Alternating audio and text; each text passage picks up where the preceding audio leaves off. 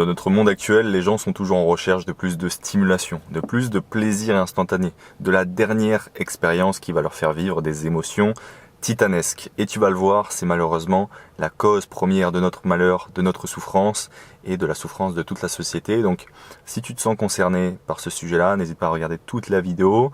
Je vais vraiment te montrer dans le détail comment tu peux régler ce problème à partir d'une équation mathématique.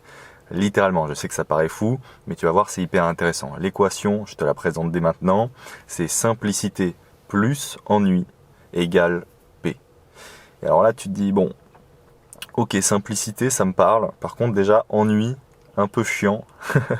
J'ai moins envie de m'ennuyer et je peux te comprendre, mais t'en fais pas. On va transformer cette équation mathématique tout au long de la vidéo pour la rendre plus attractive, plus attrayante à tes yeux. Donc regarde bien la vidéo jusqu'à la fin si le sujet te parle. Je te le rappelle, sur cette chaîne YouTube, on n'est pas sur une simple chaîne YouTube, on est sur un mouvement. Le mouvement Aider notre génération. Il a pour but d'aider les autres à s'accomplir et à réaliser leurs rêves dans le monde extérieur, donc que ce soit au niveau du business, des relations avec les autres, et aussi au niveau du monde intérieur. Ok, donc ça va être la paix intérieure, la santé mentale, la spiritualité, etc. Avec cette chaîne, je ne fais aucun argent et je n'en ferai jamais. Ok, c'est vraiment mon engagement, c'est mes valeurs, c'est les valeurs de la chaîne. Donc si ce message, si cette mission te plaît, n'hésite pas à liker, à laisser un commentaire, même un petit emoji juste pour encourager et surtout à partager à un de tes proches. Il n'y a rien de plus puissant pour avoir plus d'impact dans ce monde avec ces vidéos. Je te remercie. Donc tu l'auras compris, dans notre monde actuel, on n'a jamais été autant entouré de distractions, de plaisir instantané, de stimulation. Et c'est logique en fait, on tombe dans tout ça, ok, même moi, ok, n'importe qui, on a tendance à être beaucoup plus à la recherche de stimulation, de plaisir instantané et de distraction. Mais il ne faut pas s'en vouloir, il ne faut pas culpabiliser outre mesure parce que en réalité on est en guerre, on est littéralement en guerre contre des gens, contre des ingénieurs, des scientifiques, en petite blouse blanche comme ça, pouf pouf pouf, dans leur bureau, et ils se font des petites réunions, tu vois, entre experts sur ces sujets-là, et ils se disent, ok les mecs, aujourd'hui, comment on va rendre la société, la population, ou toi, tu vois, directement toi, plus addict, plus malheureux, mais il nous donnera comme ça plus d'argent. C'est littéralement ça, on est en guerre contre des gens qui essaye jour après jour de prendre un peu plus de notre humanité, de prendre un peu plus de notre attention. Okay, l'attention, c'est la chose sur laquelle tu te concentres. De prendre un peu plus de notre bonheur pour en tirer profit, pour en faire de l'argent. Et donc, voilà, ne culpabilise pas outre mesure sur le fait que tu es toujours toi aussi en recherche de stimulation, de plaisir instantané. C'est un combat de chaque jour, c'est quelque chose de difficile dans un monde, dans un environnement dans lequel il y a autant de possibilités. Il n'y a littéralement jamais eu autant de possibilités. C'est quelque chose de très récent. Ok, jusqu'à très récemment, ok, 95% de la population, on était dans les champs du matin au soir pour cultiver. Les femmes n'avaient pas de moyens de contraception, donc elles étaient très fréquemment enceintes. Il y avait beaucoup plus de maladies, de problèmes du corps, et donc on était beaucoup plus concentré sur ces choses-là, on était beaucoup moins à la recherche de distractions constantes, on avait beaucoup moins un environnement qui nous poussait à être à la recherche de sensations et de plaisirs vraiment qui dépassent la norme. Et surtout depuis l'arrivée de plaisirs comme les réseaux sociaux, comme la pornographie, comme les jeux vidéo, comme les drogues, qui sont littéralement, ça provoque littéralement des explosions de plaisir dans ton cerveau. Genre, t'as des explosions de sérotonine et de dopamine dans ton cerveau, qui sont la sérotonine, l'hormone du bonheur, et la dopamine, l'hormone de la motivation et du plaisir. En fait, tu as des ingénieurs qui ont trouvé le moyen de façon artificielle de faire exploser tes niveaux de dopamine dans ton cerveau, ce qui fait que quand tu vas vouloir après profiter de choses beaucoup plus simples qui, tu vois, il y a 2-3 générations, nous faisaient extrêmement plaisir, nous remplissaient de bonheur et d'épanouissement, aujourd'hui ne nous font plus rien. Typiquement, si tu passes ta journée à jouer à Minecraft, le jeu est fait pour t'envoyer plein de dopamine, pour te donner l'impression que tu es un conquérant, que tu survis dans la nature. C'est littéralement, le Minecraft, ce qui est marrant, c'est que c'est la reproduction du monde survivaliste dans lequel on était jusqu'à il y a encore quelques époques. Ok, et en fait, tu simules une vie que tu vivais il y a quelques époques à travers un jeu vidéo qui est optimisé pour te donner l'impression que tu es très fort, tu es merveilleux, que tu vis une aventure formidable. Et donc forcément, quand après avoir joué à Minecraft toute la journée, tu vas essayer d'aller te balader dans la nature, ou tu vas essayer de profiter de moments simples avec ta famille, tu ne vas pas y arriver. Tu ne vas pas réussir à pleinement profiter de ces moments-là. Normal, ok. En fait, dans l'univers, il y a une règle très simple qui s'appelle l'homéostasie. Enfin, dans tous les organismes vivants, en fait. L'homéostasie, c'est le fait que toute chose tend à revenir à un équilibre. Ce qui se passe, c'est que quand tu vas donner une énorme dose de plaisir à ton cerveau, il faut que derrière, il y ait un implaisir. Il faut que ça se régule. Sinon, si tu serais tout le temps en plaisir, eh bien, tu ne chercherais plus à survivre, ok ? Les émotions négatives, l'inconfort que tu ressens parfois, il est utile à ta survie.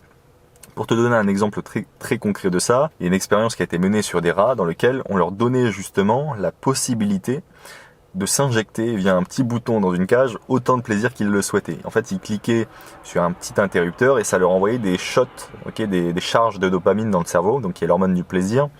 Et en fait, ce qu'ils ont fait, c'est qu'ils ont arrêté de vivre et ils ont cliqué sur le bouton à l'infini jusqu'à se laisser mourir. Et bah oui, parce qu'ils étaient tout le temps dans un plaisir, dans une satisfaction du moment présent, et donc ils n'avaient plus du tout la volonté de se battre pour la survie, ils n'avaient plus du tout la faim, ils ressentaient plus de douleur de faim, ok, ils n'avaient plus envie d'aller chercher à manger, etc. Et donc ils se laissent mourir.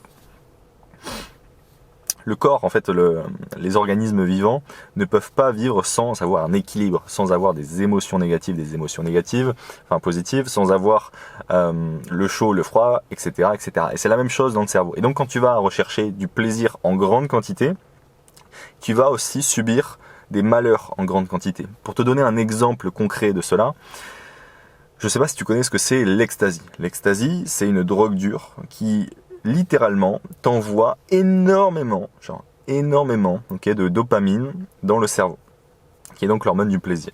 Et il me semble aussi un peu de sérotonine. Ça t'en envoie en énorme quantité.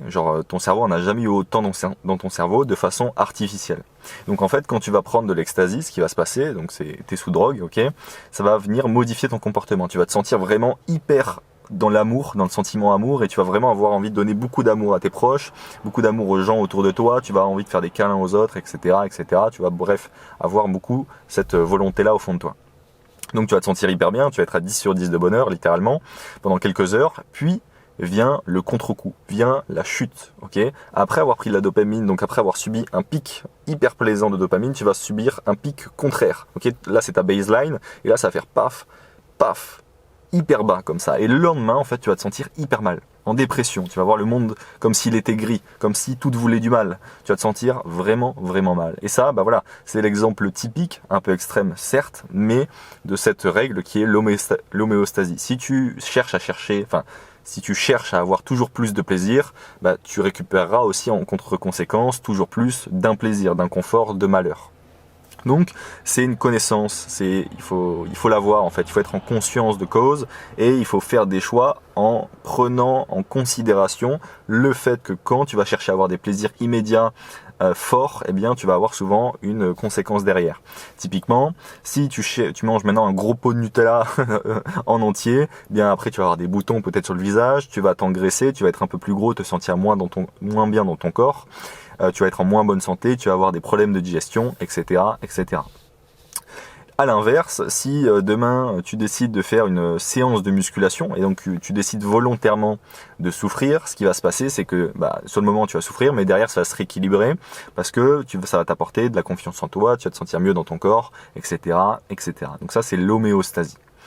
Ça, il y a aussi là-dedans une autre connaissance qui est que, je te la fais rapide, mais on fera une autre vidéo sur le sujet.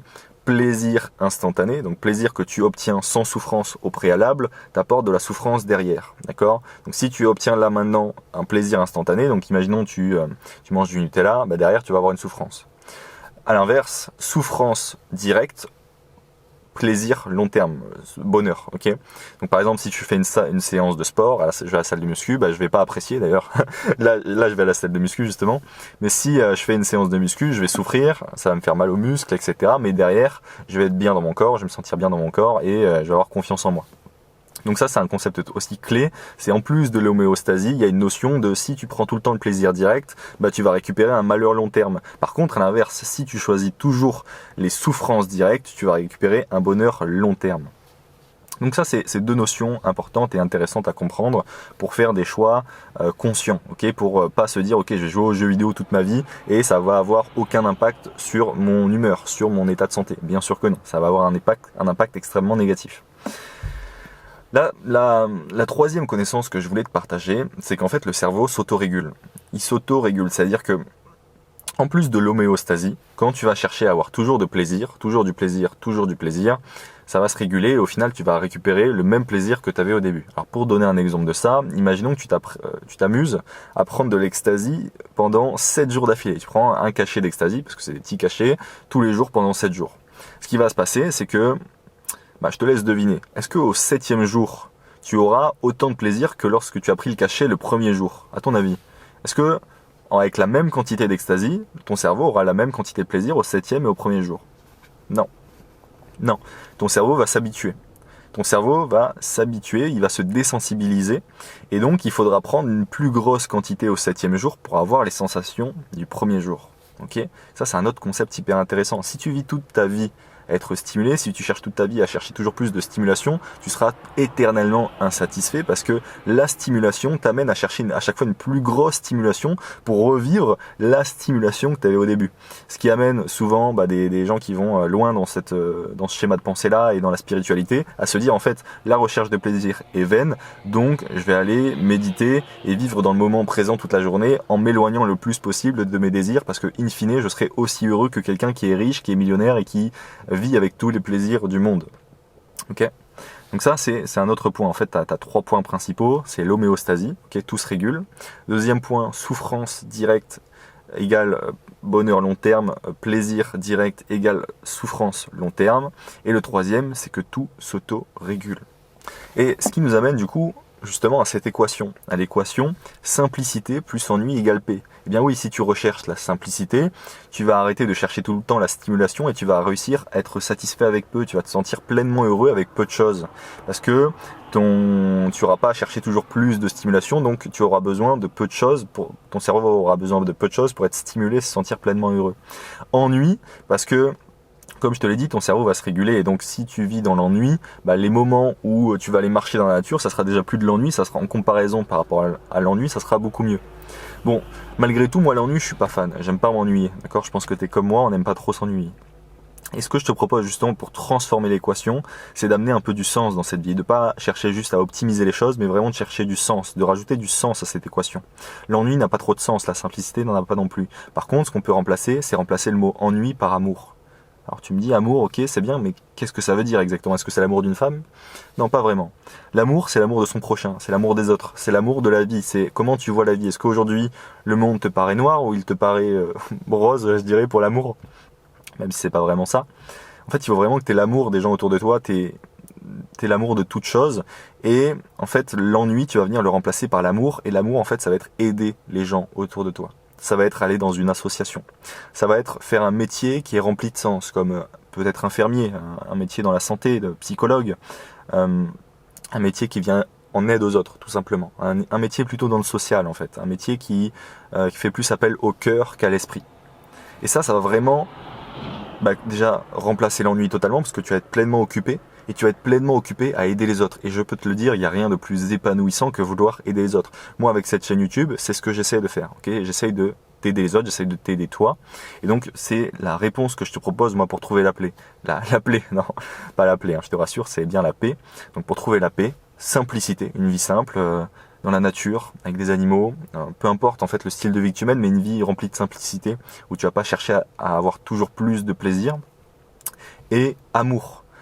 Pour pas passer toute sa journée à s'ennuyer, passer sa journée à aider les autres, passer sa journée à donner de l'amour à sa famille, passer sa journée, ça peut être aussi comme moi, j'ai la volonté de gagner de l'argent pour donner une belle vie à ma famille. Ok, il y a plein de façons de faire. Il faut que tu trouves la tienne, mais grosso modo, tu as cette équation maintenant. Simplicité plus amour égale paix. Donc essaye de la suivre. Rappelle-toi, ne te culpabilise pas outre mesure. On est en combat littéralement contre des startup nations, des entreprises à plusieurs millions d'euros, avec des experts qui se réunissent autour d'une table et qui se demandent comment ils vont nous détruire le cerveau, comment ils vont nous rendre les plus addicts possibles, comment ils vont nous rendre les plus malheureux possibles.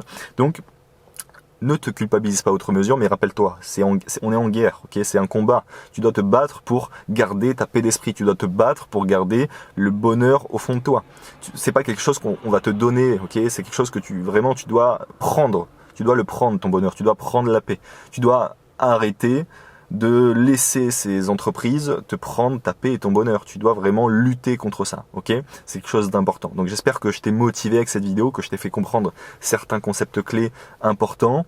Je te le rappelle, je ne vais faire aucun argent avec cette chaîne. Je ne peux ni faire des titres, ni des miniatures putaclic. Donc mon seul moyen pour moi de toucher et d'aider plus de gens, c'est de te demander de partager, c'est te demander de liker, c'est te demander de commenter.